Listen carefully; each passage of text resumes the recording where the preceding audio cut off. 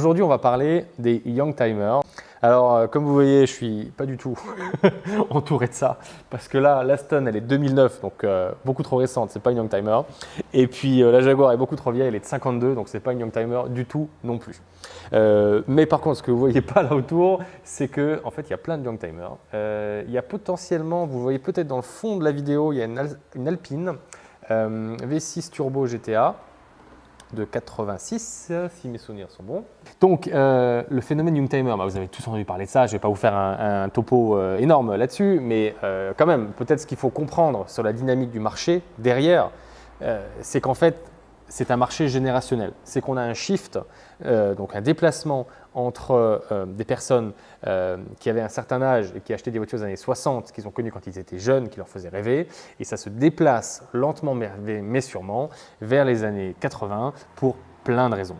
À cause donc de ce changement générationnel avec des gens plus jeunes qui veulent avoir la voiture qu'ils avaient quand ils étaient jeunes, et aussi à cause du prix, puisque l'âge d'or automobile des années 60-70, vous l'avez certainement vu dans des ventes aux enchères, c'est des prix extraordinaires, il y a des voitures qui valent plusieurs millions d'euros.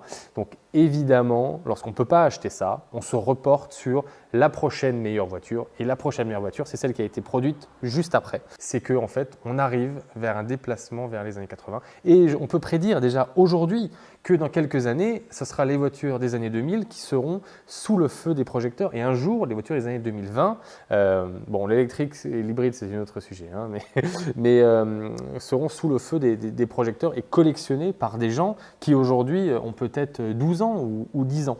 Alors ça paraît difficile toujours à imaginer ce genre de choses parce que c'est plus facile de voir l'histoire dans le passé que de prédire le futur avec une boule de cristal, évidemment.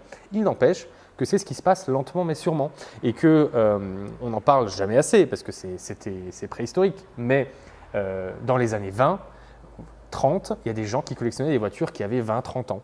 Et ces voitures qui avaient 20-30 ans dans les années 30, elles étaient produites en 1900, au tout début de l'âge automobile.